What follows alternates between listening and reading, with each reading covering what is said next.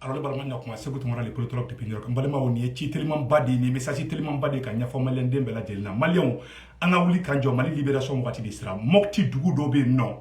Au lieu de bora comme ministre mogo ka avion jigra kuna chini. Ou y'a mogo do la jigi. Mercenaire de donwa, terroriste de donwa mogo chita don. O dugu je no yo kunu mbalima o. Ou y'a mobili badé, ministre mobili badé tout nyonko. Koube teme. Au village mogo de Borassa no ka ministre ka mobile la jo ku be fe ka don ko femu be mobile kolo ministre ko abada ko teke mbalima anyo le nyafo ngena nu ben de ke u buga mobile ta ku be ta ka mogo de mo be marfa de bla ko ka ta di mercenaire maka adama dum faga aw be ka nyogo faga bamako aw be place ko kella bamako e malion anta miri ka fo kam balmo de be mokti ko de be ka faga dobu den su kasi dobu fa su kasi mokti on de be galaya konna ou abandonné no ou tolino jugo bolo ou tolino terroriste bolo do munu be bamako a akla ko mali dai bamako klenda awa naw maw ke choko do bamako ere fana de klanga malion anga banda o de maka missiona yana ngata ngafe mena video irala ambera jele kala men nyogo fe village mogo de bora balima o a video importance de mokti village mogo do de bora ka ministre la jo ko fu kala je fem mbuka mobili kono ay ne ando la je nyogo fe folo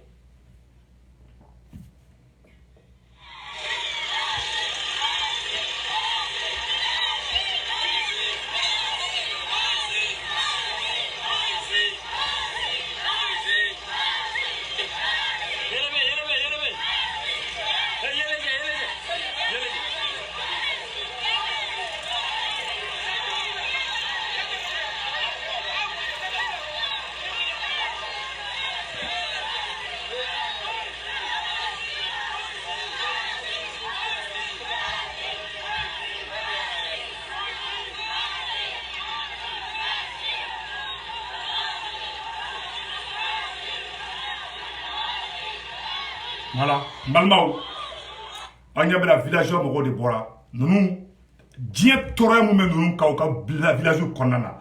À chaque fois les ministres avion tara mogo do jiki. Ou tara mogo fasuku mundo de. O duguje o beta village do chi. O duguje o beta kando chi. O duguje muso do ba deshu kashi. Ambe Bamako. Malma abado ko mali totora Bamako drondia. Mali oro cité ko sécurité be oro nabli. Ne mobili ta kibeta sigaso bandu bi attaqué. Ne ko kibe Bamako ka takai bandu bi attaqué. On de kanga wuli na on be kele kebi. On de kanga wuli bandao ambi deme me farasika ta ka banga duguda. Mbalimao farasika complice ou de be Bamako konana bu keleme ka Bamako chauffer. Ou keleme ka bandao ni mene ka dakun. Ou te fait Mali ka sumaya. Ou te fait Moktika fogali ka dabla. Ou te fait Flaw fogali ka dabla. Ou te fait Dono fogali ka dabla. Mali ka jeni o de kadouye mais ala te Mali jeni. Aw yere ya ye mogo bora ka ministre ma kumbe choko amina. Mbalimao kuma vocal la kuma jime fora vocal la yana anga ni fengira la. Me volume bala ka kala aw yere kala je. Ne village mogonde ou bolé flé ko ministre ma mobilité teme dien kono ko fo lu kala je fembe non. Ou ye wele lu ke Bamako ni feuna bema se ka ke ko la ministre mobilité jolé flem balima ni ministre mobilité jolé tanto ou ko ministre mobilité bouge pas ke ko fo olu kala je ko femi me mobilité kondana en balima o ayere kan na jede bon ni ye banda o ko Franci kana bouge pas ke ko ministre kana bouge pas ke ka soro Mali armée ta no fe a yoro do de fleta banda o yenu kuma fo o leke Mali politicien kata fara banda o ka Franci bolo tromi ka dako ou wula ka banda o sengorla nyagasa UMTM de anga droit de banda o saraka chade banda o numoroship fenu nde Assimi Goïta ere bunyana de anungurwa de anumaraka bonde anyeksa jele nde patati patata faso den jugu faso chila complici mogolangolo olu de be ka Mali tobla dinge konana ni kele bebi horon dengere wolo dembe kana kele folo mi kebi o ye ka Franci gende folo ali banda o kera die mogo suguye ne ma fongo banda o kainde ne ma fongo banda o be femme ke nga be kainde mais banda o ye fen kelen de fo komba de o aynan deme nga Franci gen aw ne ala ke président kelen djuma mi se ka Franci gen président mana wuli ka be Franci a décidé Franci la ou bo président toro premier ministre mana ka be Franci toro ou bo premier ministre toro Cheikh Modibo Jara nana o ko ka be se ka kangere ye ou la ko genga boye no Moussa Mara nana ka fo na Kidali minade Moussa Mara donné Kidali Mali politicien Soumaïla Cissé Tcheblin Dramé nous ne wula ka Moussa Mara jalaki ko tara baga rebeluma Mali jugu de fleba makokoy rebeli chefou hier agaliga représentant abebe Bamako di Mali Chili a Tibrao a complice a denjugu a janfantu a bébé Bamako kelen de konana village o yere de Mali kera de baby yere baby bakola ni mamu na ki be malien fara ɲɔgɔn kan ko ka jugu gɛn'o ye français façon de jugu sanguinaire des vampires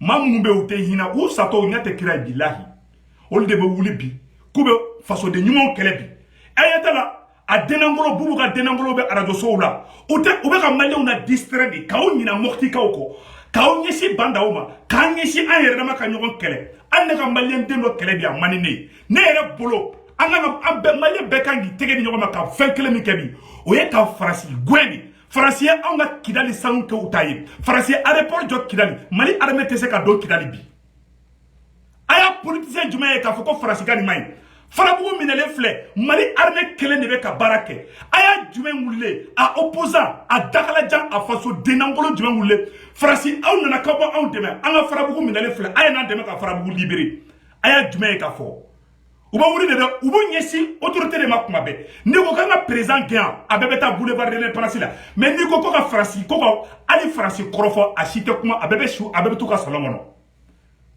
aw bɛ se k'aw disi gosi k'aw ye fasoden ɲumanw ye motikaw filɛ bi u yɛrɛ de bɛ ka wuli k'u yɛrɛ ka ko k'u yɛrɛ est ce que nin bɛ hali jamana kanu don adamaden na nin bɛ jamana kanu de bɔ i la parce qu'ils sont abandonnés bɛɛ kelen bɛ k'u ye k'u to yen a kɛra bajanbila de a kɛra bɛɛ yɛlɛ bɛɛ b'i ba bolo bɛɛ b'i yɛrɛ ye maliko in kɛlen b'o de ni maa min nana ni président min nana ko bɛ bɛɛ fara ɲɔgɔn kan u bɛ bila u kɔnturu la n'u b'a fɔ ko sara ka ca u b'a fɔ ko ka dulokiba nɔgɔlen don u b'a fɔ ko ka fugulan jɛngɛlen don manamanakanw ka maliyɛnw yɛrɛ hakili bɔ ka baara ta ka biri maliyɛn bɛɛ lajɛlen ɲɛna ka maliyɛnw ɲina mali yɛrɛ ka fɛngɛ kɔ n'i y'a ye INT bɛ bɔ bi k'ale bɛ grève kɛ bi n'i y'a ye manamana mɔgɔ bɛ t'i sigi u ka radio so la parce que armée de kɛlen bɛ k'u sécuriser sinon n'i y'a da farasi ma sisan b'a sɔrɔ Bamako wulila ka dafiri fila ye mali bɛ Bamako dɔrɔn de bolo bi ye mali dugu si tɛ ko sécurité bɛ yɔrɔ min na balimaw mɔtikaw bɔra vocalu gera n bɛna fɛn dɔ fana yira aw la balimaw a ka bon hakili ma a ye an ka jɛ an ka nin vocal lamɛn ɲɔgɔn fɛ yanni an ka taa ɲɛfɛ parce que kunun delila ka vocal jouer mais bi tuguni bɛ segin a kan bɛɛ lajɛlen ye k'a daminɛ an ka président na ka na bila yɛrɛ kunna alhamdulilayi an ka porte parole Amadu Sana Gindo an b'i fo k'i waleɲuman dɔn i nana ni kibaruya min ye effectivement kibaruya in a vérifiera a donna a confirmera k'a fɔ ko sɔgɔmada in na ko avion dɔ jiginna entre Kara Bedusu et Kara Banna an b'a fɔ Kara Bedu voilà Kara Bedu ni Banna cɛ ko avion dɔ jiginna yen sɔgɔmada in na maintenant avion jiginna a ye fɛn min kɛ a ye nin kɛ précisément o ma se ka confirmer maintenant mais o kɔfɛ avion fila wɛrɛ nana jigin entre Beda ani Sinde ani Awginɛ ni ɲɔgɔn cɛ kɛnɛba dɔw bɛ yen nɔ u taara mɔgɔw jigin o yɔrɔ la maintenant u taara mɔgɔ qualité minnu jigin o yɔrɔ la sɔrɔsiw de don wa MINUSMA ka sɔrɔsiw de don wa hey terroristes de don wa djihadistes de don wa vraiment an jɔrɔlen don an sirannen don ka da kan ni MINUSMA ye munumunu na fan o fan fɛ pays de kɔnɔ ni heure in na vraiment o ko a kɔlɔntan tɛ a misaliya surun ye jumɛn ye o don an kɔrɔ yan fɛn na entre Sɔngɔgari ni Tile cɛ MINUSMA mɔgɔw tun bɛ munumunu na don min na o dusajɛ de u taara an ka kan attaquer ka danna joli fɔ a yɛrɛ ni kuma mɛ dɛ ni MINUSMA mɔgɔw taara yɔrɔ min na o dugujɛ u bɛ taa o dugu attaquer olu bɛ ka nin fɔ a journaliste lankolon jumɛn bɛ Bamakɔ n'u bɛ k'u da don nin kuma nin na u bɛ ka kɛ ko tulo tɛ nin na dɛ n'u ye sigi ka radio so ko la u dagalajan mɔgɔ lankolon faso den jugu u b'u sigi ka radio so kɔnɔ na u t'a fɔ ko mɔktikaw bɛ ka faga dɛ an ka fɛɛrɛ kɛ dɛ a farasi aw nana anw dɛmɛ anw ka armée nana fanga la ninnu ye IBK gɛrɛ tɛ tɛmɛ kalo 3 kan fanga jumɛn bɛ ninnu na ko ninnu bɛ se ka Mali bɛɛ sécuriser ni maliyɛnw m'u dɛmɛ a baara la mais farasi de bɛ k'an affaibli a y'a bila aw kunna hali ni bombe atomique di Mali armée ma armée malienne ma en tant que farasi b'an ka dugu la billahi an tɛ gagner terroristes contre la Mali ni mɔgɔ min ɲɔgɔn na bi a b'o dɔn Mali ni farasi de bɛ ɲɔgɔn na indirectement farasi mago b'an ka sanu de la pays dɔgɔ mun filɛ nin ye filadugu minnu filɛ nin ye o sigilen bɛ jama noir de kan jama noir maliyɛnw c'est la meilleure qualité de jama o de bɛ Mopti mara la jama noir de la meilleure qualité de jama o de bɛ Mopti mara la Mali ressources maliyɛnw n bɛna fɔ aw bɛɛ lajɛlen k'a mɛn bi ressources jumɛn bɛ Mali kɔnɔna na bi balimaw Segu Tunkara bɛ nin da don a kuma la an bɛɛ lajɛlen k'a jɛ k'a lamɛn ɲɔgɔn fɛ dɔwɛrɛ kɛlɛ tɛ Mali la koyi farasi bɛ fɛ de ka kalodugu ci ka filadugu ci walasa u taara ka kan jɔ Kidali cogo min na dɛ ka Mali sanu suɲɛ Kidali parce que an ka ministre de l'énergie bɔra ko farasi tɛ ka Mali sanu suɲɛ a y'an ka ministre de l'énergie a y'a ɲininka le ministre des Mines, aya nyininga. Est-ce que comme Mali Sourassou be Kidali wa? Ko Sanu be Kidali be Sanu be Kidali, Sanu be Kidali. Faransi ka aéroport be Kidali, Faransi Sourassou ka aéroport be Kidali. Sanu bon machine mo ko matede en 2016 ne se ku tumara tale mala ne nyede Sanu bon machine ni. Nya fo Mali autorité mo ko no ko nga chi ka baka. Ou be ka nga Sanu choué Kidali. Mo ko rete ka kede erebelu ani Faransi. Aya fo le ministre des Mines na combo défi la saka. Donc Malimao, aya nyoro la tede. Les richesses du sous-sol malien resteront au Mali signé valeureux président Bandaou. Le Mali compte 6 bassins pétroliers qui couvrent plus de 80% du territoire. 5 régions sur 8 sont censées de contenir les 10 hydrocarbures. 8e, 7e, 6e, 2e et première raison. Hydrocarbures, Malimao. Agne kabako ide. Mali sigileme sam deka, Mali sigileme pétrole deka, Mali sigileme uranium deka. Ni Mali to nya Franci gandongodo. O beka ke Mali taye. A beni alache, an bebe Ameriki black ata barake Mali la. Ali Français o beta aventure ke Mali la. E Mali nga kanga jamana fe. Ou be feka flaw ni dogono fagade. Ku peuple ni wona ka jamana bla insécurité totale pour que Franci ne se ka toy. Ni Franci tara ka kanjo kado dugu la sanno. Ou be to ko pétrole fana choué na fo be ka kidal ta choué to la. Voilà le plan qui est là. Mais façon denangolo do de ka moko distrait ba moko konana. Ou date magani yoron na de. O boti sigi de ko asimi go ta saraka cha. Ah bandao be ka nike nitebe. Mais Franci be ka nike nitebe o te bo a denangolo da parce que ala banula, ala ou danga, ala ou sarakadi. Ay ni koro to la mede. Balimao. OK, Taoudeni, Lulumadem, Tamesta, Fossé de Gao, Fossé de Nara, Triangle, Djema, Bafulabe, Yelimane, Balimo, pétrole de Keleme Kanyoron Fa, à Ben Alache, Angas Yangalaje. Maintenant, ça non. En plus, les hydrocarbures, nous avons pierre et météo précieux. Gabakuru Mumbe, nous, c'est qu'à nege on y fait un coup glan, nege ma fait un glan. Balimo, Ani Djaman, on le dougou du men en Balimao. Djaman, première et troisième région. En Balimao, n'est kabako yokui. Uranium, première et 8e région. Fait un bec à avion gland, à fusée ou gland, à marfa ou gland. Obe Kidali, Obe Kai, Balimao. Aïe, nous comment la mede? Au front de Menoko fait Kabala Toubouni. Terre rare en 8e région contient 17 météos spéciales utilisées dans les nouvelles technologies. La Chine détient 99% de la distribution mondiale des terres rares, d'où revient la stratégie des météos. Métaux lourds, fer, bauxite, manganèse, matériaux de construction, jugement du Nord, Gundam, calcaire. Jugement de Bad, 9,37 millions de tonnes. Balimao, au lieu de faire mon non, nous avons les bauxites, les manganèses, ani fer, au lieu bébé, au tonique, millions pendant ani millions bisabani wolofla, au de Yira Mali Kondana. Jugement de Marcores, tonnes de 8 millions 224. Ambori calcaire. Jugement de Djamou. Plus de 40 millions de tonnes. Nous Simon Boroy. Gyps, 35 millions de tonnes à Thessalite. Jugement de l'Ouest, jugement de Galcorteri, 8 millions de tonnes. Jugement de Astro, 30 millions de tonnes. Jugement de Skeleton, 10,6 millions de tonnes de marbre blanc, jaune, noir. Jugement au site Sekeli. Mbalima a bête c'est qu'à Banfola. Ni alaye ni dugu jokoro fait. Téléphone de glan fait on va faire kolpat. Obe Mali nord là, obe Mali centre là. O yera die dugu saba di kono. Congo, Jair, ani Australie, ani Mali là. Banda o niya banda o te fait. Banda o ya for domina a dala. Kale te fait. Ko armée française ka bouge pas que kon armée malienne ta ko. On de nanga sa banda o no fait o dona. O rete men ko fe ka bana en matière de Tombouctou ay mu fo francima angadje angola men ñoko fait. Cette vidéo est un appel que le mouvement populaire Tami lance à l'ensemble de la jeunesse de la région de Tombouctou à sortir massivement le samedi 19 décembre 2020 pour participer à la grande manifestation que ce mouvement populaire Tami organise.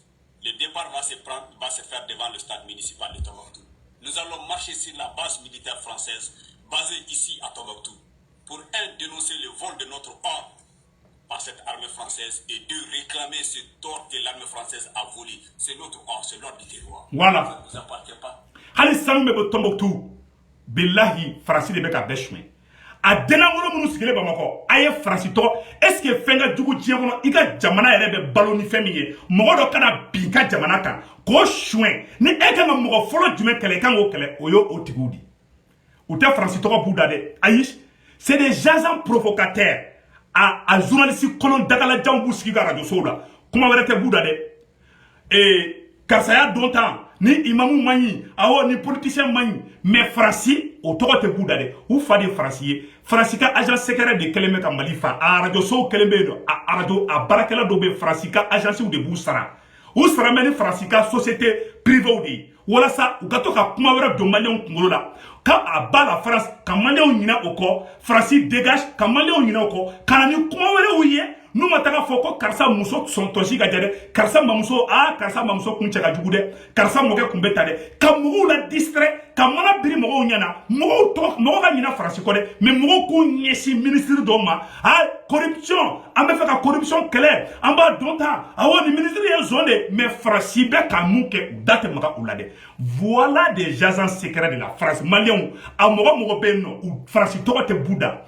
nous wula wa ko ni ministre ye shonike nous wula présence sarakacha mais comme kake mali kono mali faga bagaw mo ka marfa di mali faga bagaw ma o de be ka malien don o de o ye farasi de ni kan ga mogo folo mi kele mogo be ki fa faga mogo be ki ga duguci ani zone ga dugula zone mogo faga la jonga ko kare ala ke anga fama we shweni ke sa o mogo faga la o ye jonye o ye farasi de francier assassin de o mogo faga la ani zone jon ikanga jon folo kele ibe mogo faga la de folo kele mogo fagala o ye Franci de an kan ka Franci de kɛlɛ a faso denangolon Franci tɔgɔ tɛ buda dɛ mbalimaw an ka balimakɛ ka kuma a yɛrɛ cɛ man ka mɛn a y'a yira k'a fɔ ko hali Tombouctou sanu ko Franci de bɛ k'o suɲɛ an ka nin yɔrɔ fana lamɛn. Manifestation que ce mouvement populaire Tami organise, le départ va se faire devant le stade municipal de Tombouctou.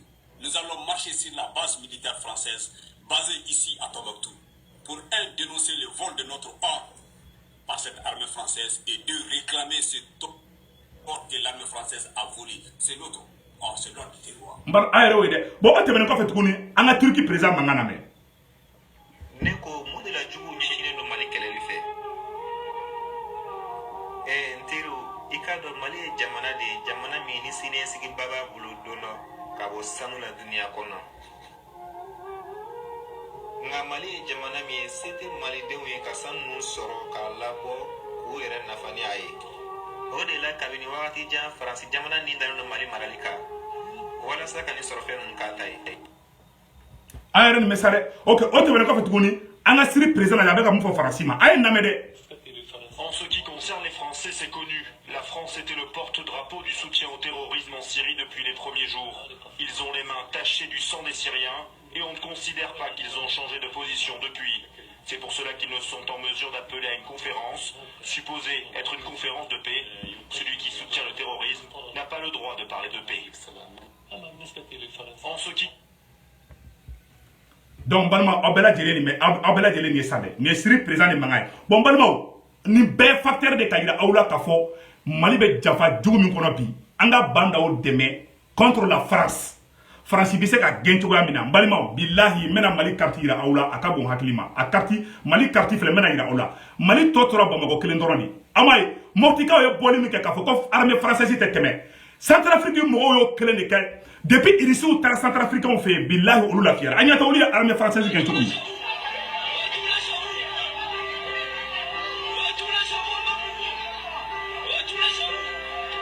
voilà. Nous, la population de Goula, ka faru ka président de la République, ko ayi quand armée française fait. Malion, avec une euro kelenko, ni banda o kelenko kaba d'ici la France, France be Mali économie ou bse ka anagasi, ou bse ka banda o ka fanga yere ka menacer. Mais ni Malien don be de farla nyogon kan, ko banda o tede, ko aw Malien don ka on était France fait. O la ou tseka foi ke banda o la. Malien ne be fa encore woro di do. C'est le peuple qui a le dernier mot. Ni malien dembe wula malien ka wuli kata kidali kata blafo kay kate France feli anga semaine kelen ko la wallahi France ba aka kasa kuru kata man fagali bebe dabla pew mo woro be na kan deme tanga jamana sécuriser mais faso den jogu olu te o kuma fo olu ba blaw kuna de ka do malien kunkolo la ko président des problèmes ni Alifri bobara de ki ngeye ko président de bese ka fura soro ko furake ka domba kungola ka beshu ka bebla président de la république là ka bebla ministre là ka ay ngerdama ka bebla nyona ce sont des agents provocateurs ayo koloshi ou maula nous n'avons pas fokame ka ay shioni kera mali kono anga kumoka o de ka gele anga francitoe anga problème nyina bo e jombe ka marfa di mo fagala ma franci de takoke e mo fagala ani zon e be jon flokele ibe mo fagala de flokele donc Malion ayo kolosu la de ou te farasi to ko de farasi be ka mun ka juguni farana yi muke Egypte mais billahi ou ta fo parce que mugo mundo faso ça dit que John Show de do ma mun mo ke kuma tubabu ga jonya la de o shi kele nu ne ba sengoro a shi jugo nu ne ba sengoro a faso denango nu ne ba sengoro ka mugo la nyina farasi ko ko nyeshi ay rama nyeshi nyogoma kana distrait ay rama ka nyogom boxer anga kuma jugo fo nyogoma anga nyina franci ko anga fo non karsa de milliards ni chouin anga wuri karsa no fe awo o kele fana bene a kele fla bede be kenyo ko femene awo ambe zon kele ambe mo ko fala fana kele mais o ko de ay nyina franci ko apa nyesi mbanda o ma voilà le plan qui est là malion ayo nyele sa billahi nunu te mali fede nunu ye mali chibagaudi billahi ala donc balimaw o te ben ko fe ka bala tuguni ne se bu tungara mena mufo ye nga bo video la malion anga transition mo ko demo ka bara tabulu la awere ay jafa jugume mali contrôle la farasi tara dien dugo la o ma nyuma ke no farasi tara dien dugo la o mata dore ke farasi banga anga pétrole de no fe farasi be fe ka mali dugo ro fe on de kutayi fa e ba fle am do de ne se be natino bu bo shu kasi am be bomako ko amu ka ye malien kan be kelenge am be te kelenge nan be kelen ko de sejere horo nyani dambe ya konana on de kan wuli ka mokti ka keleke bi mais o ta kede parce que mokti ka fogali o be bomako ka do arranger mokti ka ti bomako ka do be millions de soro la ni ministre gena do te bara soro ni farasi gena do ka o ka war soro o ko dia mokti ka ka sa billahi aw sato aw nyete dakiraka ala ba o beta tinye ala ka be lebu ala ka be halaki ala ka oke yiko kelengi aw balmo de be ka fako to nyana fa aw be ka balo shuwar la aw be ka ka jamana de shu mogoni fo ka ko lu fere ko ke jagoyi ça c'est ça qu'on appelle l'esclavage ka mokti ta ka fere malé ma ka mokti ci to la je achite kuma parce que be warde on be warde soro lawo e ma groupe armé flane tu les armées babu a chama bo be tento de ala ka hera ke mali akambe